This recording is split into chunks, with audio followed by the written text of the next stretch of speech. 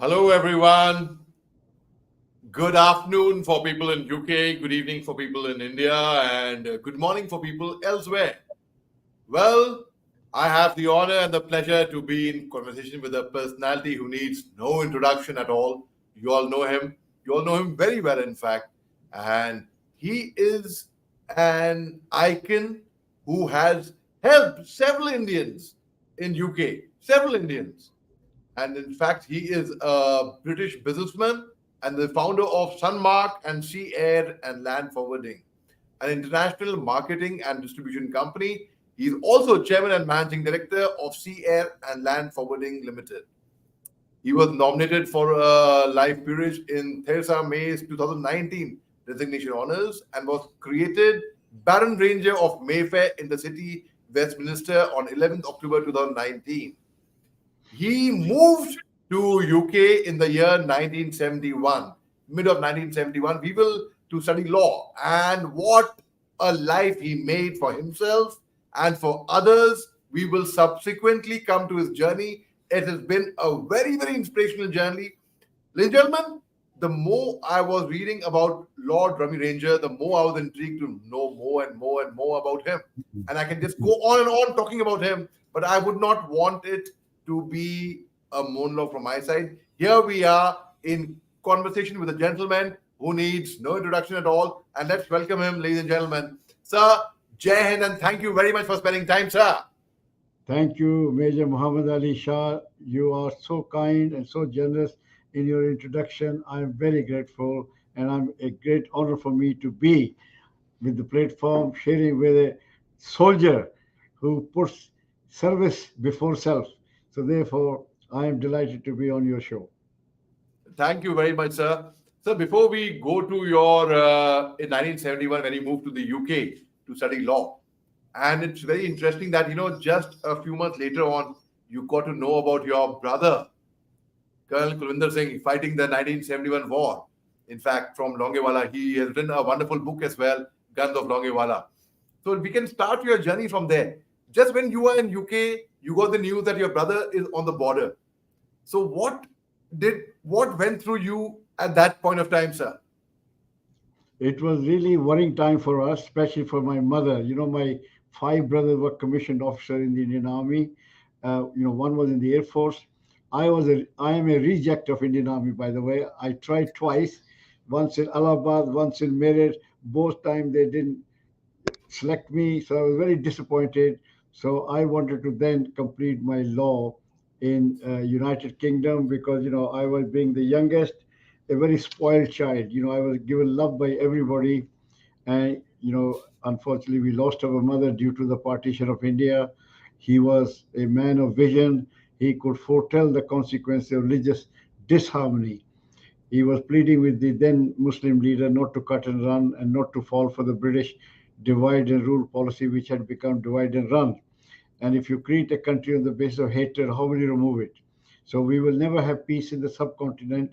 Today we are one, and the imperial powers have come to their knees. And if we go our separate way, we will become rival, and our interest will change. But anyway, nobody listened to him. He made many passionate pleas, done a lot of function, a lot of jalsas, and a lot of rallies, just to say that India will be secular, democratic, with one person, one vote. Together we'll make destiny. We have lived together for centuries. We have common history, common heritage, common language, common food, in fact, common everything. So let's not go our separate way, remain united, and become a incredible force. Uh, Unfortunately, when you get something for nothing, people were excited.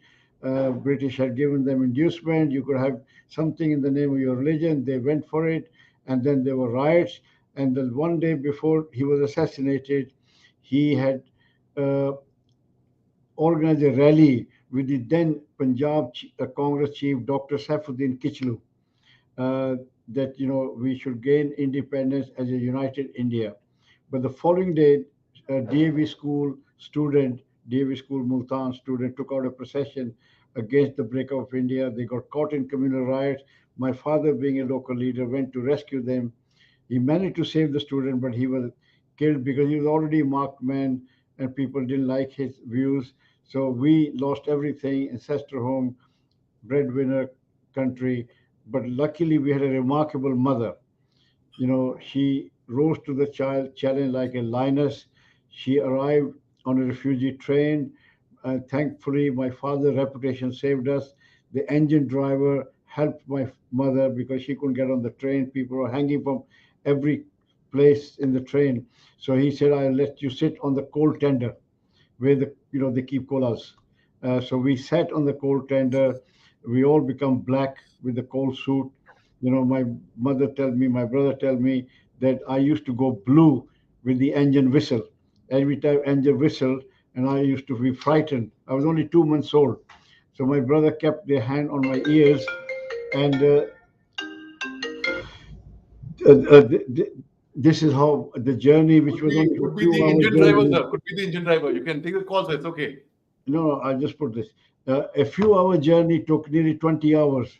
The train was stopping, starting, stopping, starting, and they being looted on the way. But anyway, we somehow managed to arrive in a refugee camp in Patiala, which was opened by Maharaja Patiala. But my mother was very a remarkable woman. She picked up all the papers of my father, his newspaper cutting, his certificate, letter from his friends. His friends were like Hukam Singh, who became the Speaker of Parliament, first Speaker, Swaran Singh, who became the Foreign Minister.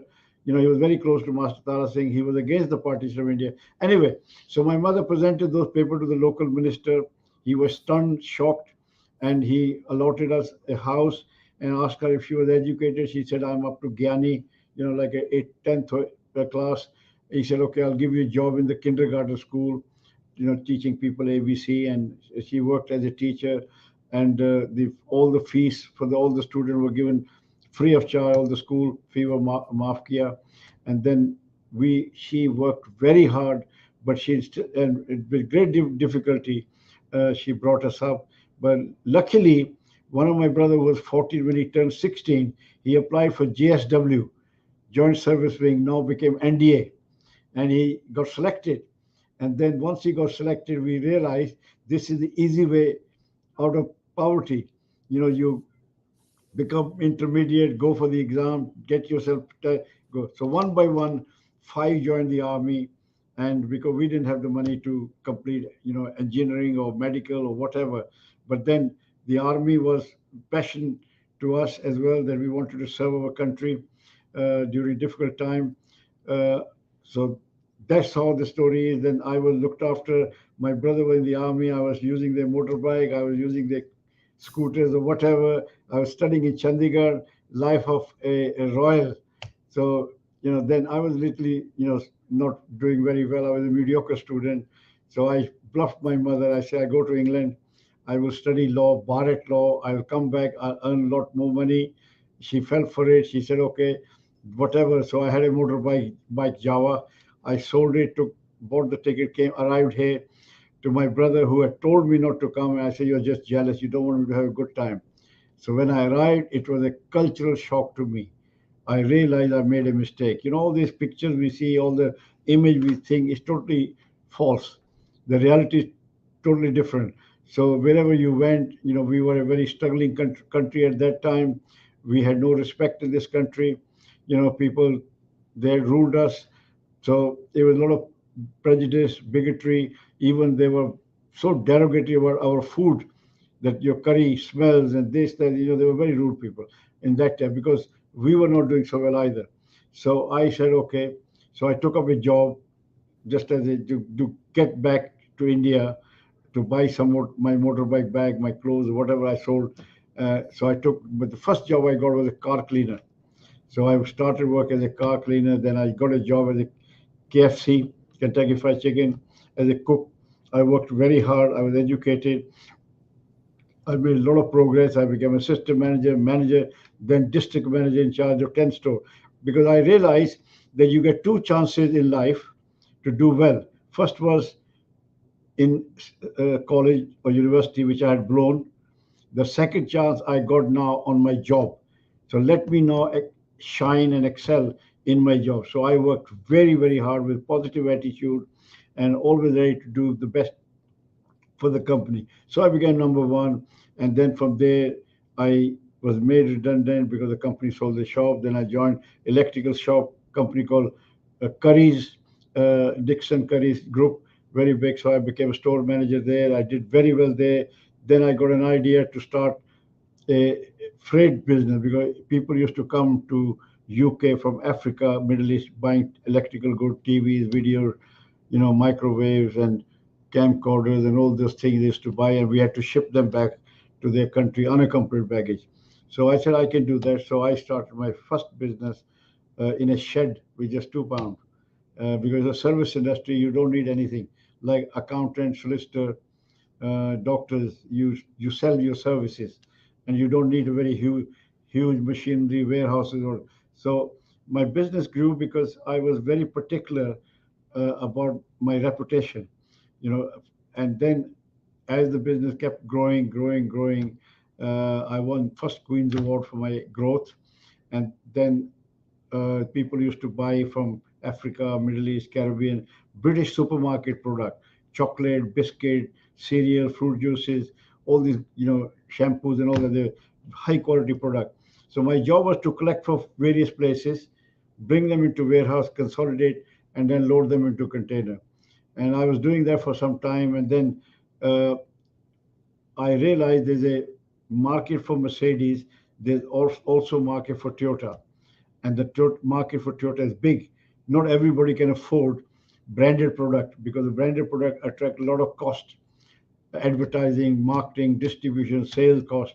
So I said, if I go back to those companies and tell them to manufacture for me under my label, charge me for the manufacturing cost, but I will do the marketing myself, and then I will be able to save 30 to 40% without compromising taste and quality. So I had a lot of product made under my brand, and those products were 30, 40% cheaper, but exactly the same product what people were buying from the branded product. And there's a proverb: anyone can draw a line, but the person who knows where to draw a line is called an architect. So my success was that I did not want to compromise the taste and quality which people have come to enjoy. People acquire a taste. If they like Haldiram, they want Haldiram. You can't, they will not settle for cheap product. So therefore, I made sure that I give them the same things. So there were no rejection. They say a good doctor knows which heart goes to which body if you mismatch them. So my job was to make sure that they will never. So it worked very well, and my business grew and grew and grew. In 20 years, it was 200 million turnover. I won 5 Queen's Award for superb growth. I was growing 30% a year, year on year. And the Prime Minister came himself to give me the 5th Queen's Award. It was amazing, amazing feeling that, here I am, an ordinary guy in India. I couldn't dream to be where I am. My dream was just to have enough money to survive, but to have honor from the Queen on 8 occasions, and then to be elevated to the House of Lords, to sit with the good and the great. So I give that credit to two people. First, to my mother for instilling the right value, then my mother India, which gave us the values, which gave us the, we have a very ancient civilization, our cultural values, how to respect older people, parents, all these things, and loyalty to people, self-respect, work ethic, commitment, vision, all these things we were taught by our ancestors. So those values, whenever Indian people, wherever they go, they carry those values, and those values put them above else, because we work hard plus we have the values. So when I came here, so I used those values, and I said, this is my last chance. I was a bad student. No, I don't want to mess it up. So this is how the life started. And Colonel Kurinder was my senior to me because I used to skip school that time. He will find out and he will beat me up. He said, you is a last. I was very terrified of getting beaten up. But anyway, those are good days. We had a lot of love with our brothers and families, and now we're all scattered. Two in Canada, one in San Francisco, one in UK, one I'm here. Unfortunately, we lost two brothers, and my sister in Chandigarh. So the family, once upon is a crowded house, is now all scattered all over the world. It's called destiny. But I Yeah. can't complain, and I thank my wife also. You know, when I got married, if I had to watch my back, I couldn't watch my front. So she was looking after the children. She was looking after the house. She was going out to work, bringing extra income.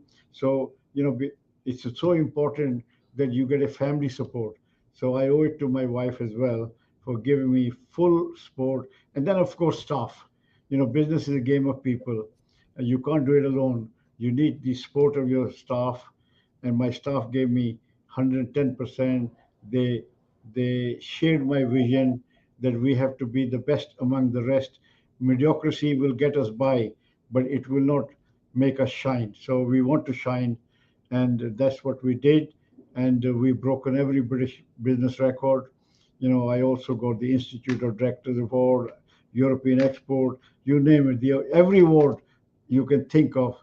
We were in. I was reading that, and I was like overwhelmed. I was genuinely overwhelmed, sir. For a boy, a 2 month old boy starting his journey from where a train is traveling with full of coal, full black and blue, in fact, when each time the whistle would blow from the engine, and your brother keeping his hand on your chest and relax and calm down, to being an army reject, as you said, twice, Allahabad and Meerut, Yes, to I envy reaching where you. you Major, are today. I envy you. If I was in the army, who knows? I could have been, GOC in C somewhere, because I would have worked very hard. And people look very smart in uniform. And today, what Indian Army has done. Look at the respect they brought from every war they have won. If we fought war with Pakistan, they had the more superior equipment, given to them by Americans, and we were fought with our, normal equipment, but our valor, our commitment, our passion, our patriotism prevailed. And look at the war in Kargil, unbelievable. Major Khetarpal, like you, amazing, amazing man. Hero, our hero. We salute him. People like that, how they defended Mother India against all odds. So the army is now giving us so much strength and so much prestige and honor. And the Prime Minister Modi, I tell you, is a remarkable man. He has given the best equipment to the Indian Air Force, Navy, and Army. We are not now second to none. We are. So let's salute the leaders also of current government has done so well. Development is happening, economy is booming, people are motivated. Everywhere I go in India, there's construction, development, people have the optimism. And look at the amount of contribution we are making to the world. Doctors, accountants, engineers, scientists, you know, we are exporting, including parliamentarians, prime ministers. How many countries have Indian prime ministers?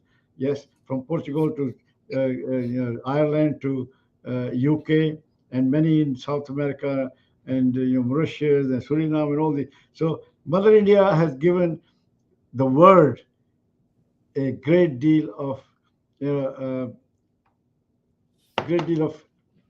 development, you know, through her children.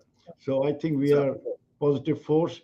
Wherever we go, we add value. We are an asset. We are not a liability wherever we go.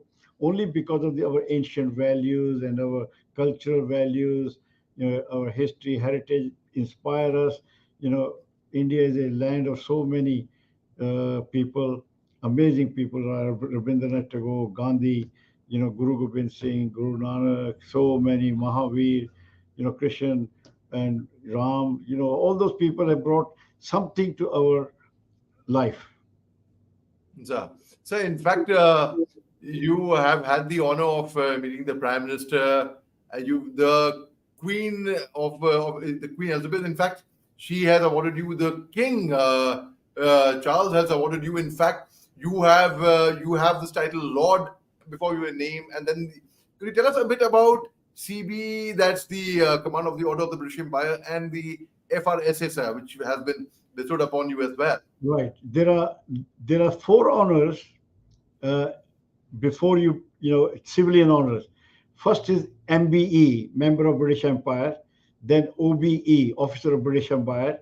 Above that is CBE, Commander of British Empire, and then knighthood. Then they call you Sir. Yes, but because I was not made knighted, I was only CBE commander, just one below, but two above. And then the lordship is something different, that I can now go into parliament, I can enact laws, I can play my part in the decision making, or to give the support to the government in making laws which are very important to the nation.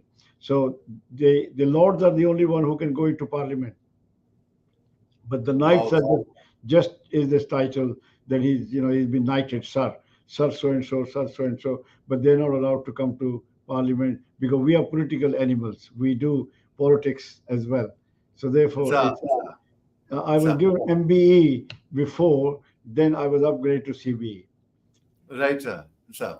Sir, and you spoke very fondly about your mother, and rightly so. And in fact, I am delighted on 17th February, if I have got the date right, in India, in Amritsar, you would be erecting her statue. Your statue of your father is already there. And This will what be a better tribute can it be from a this, son to his mother, sir? this will be a unique historical event when husband and wife have their statue next to each other. I don't think there's anybody in the world where husband and wife are together. So that I'm so proud that my mother and father played a very important role in the service of their mother India. And that's what they've been recognized for. My mother received a state award from the Punjab government when in the 65, she collected a lot of jewelries, a lot of money for the war effort in 1961. We were not as prosperous as we are today. And so therefore, she was going around from door to door collecting, so the state award was given to her. And then she was a very dedicated teacher. She always said to me, son, you earn money for respect. When you have no respect, what's the point of having money? So I said, Mom, I'll only have respect, but I'll probably have no. So I went for respect, that I want to be the best whatever I do. And that's, the parents' guidance, parent value, and brother sibling also, that, my brother, Colonel Kulwinder, each one of them did very well. Older to me was uh, uh, he was a wing commander, and he was a Russian interpreter.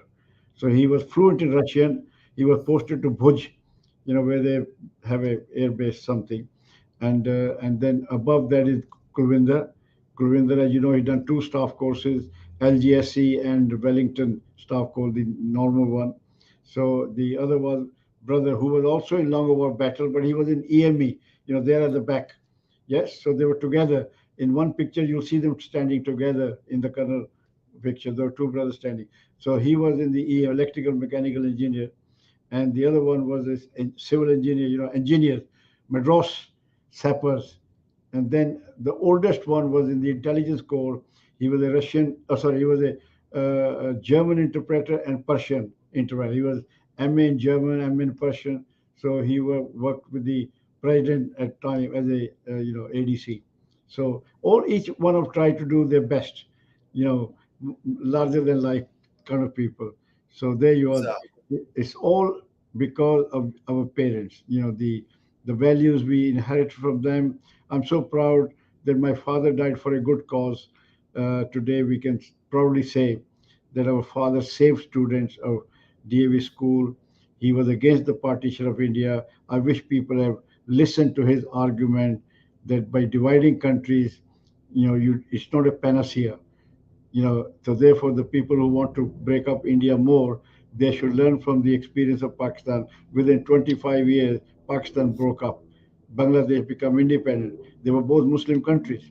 So therefore, you can imagine religion had the power to unite people, then all Middle East would have been one, and people would have free movement to one country to the other. But the reality is totally different.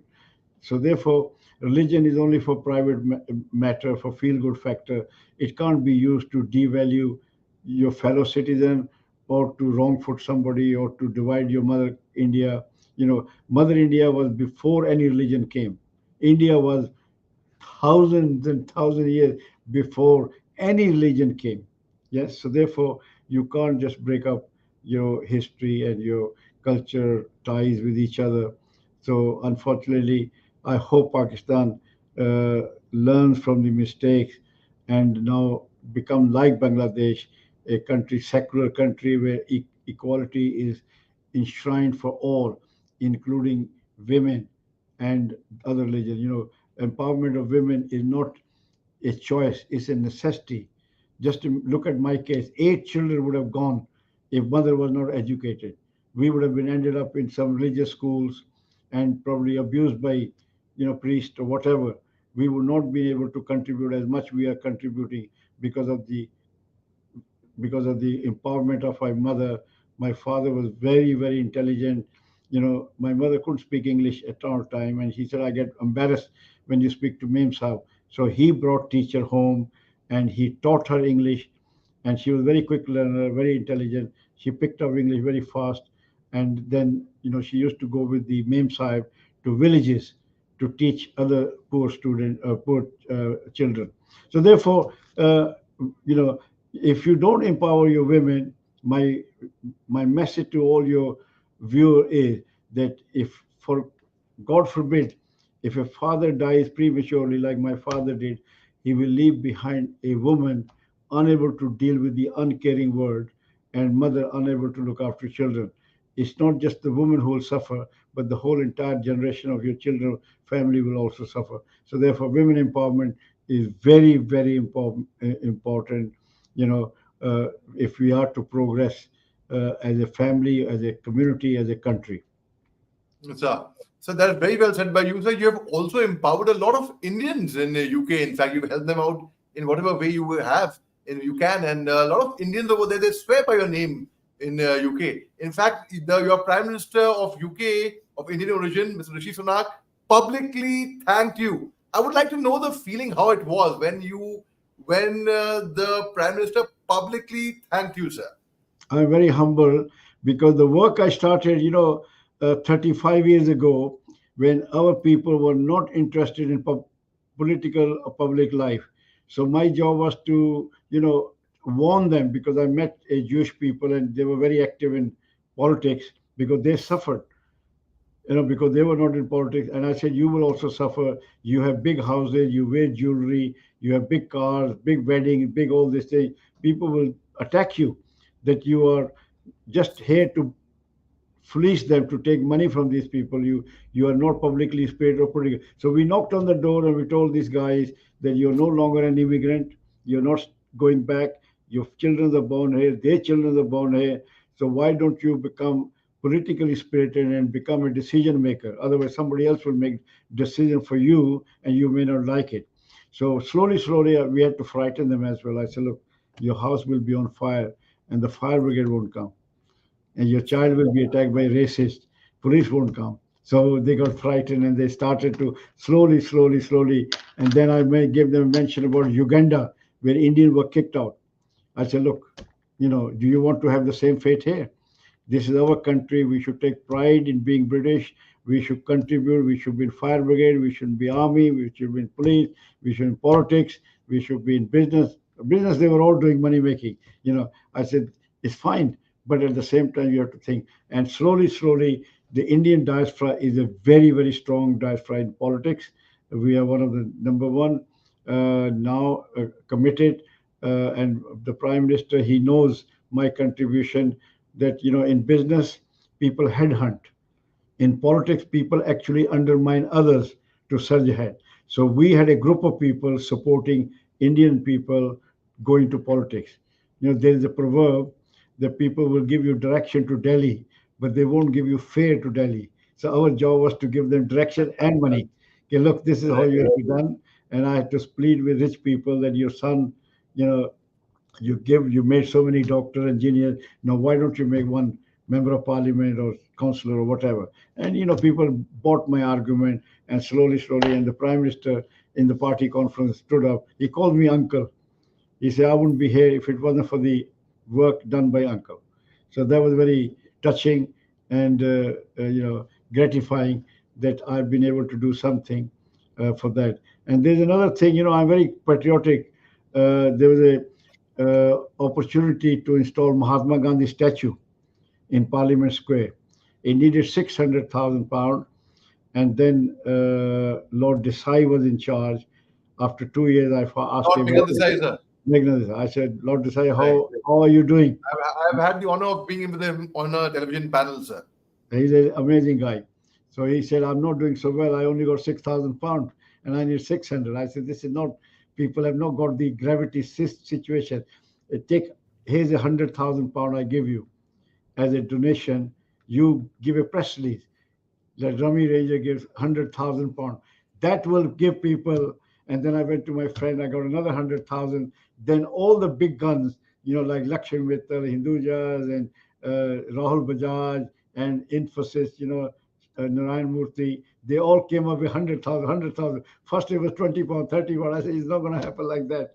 So I was the first. I'm very proud because Mahatma Gandhi liberated us and made us equal in the world. As a result, we are now contributing great deal more than we would have done if we had remained, under colonial rule. So therefore, you have to pay respect to your leader. I'm also chairman of the Sardar Patel Memorial Society in UK, the Iron Man, because this is the man who united India.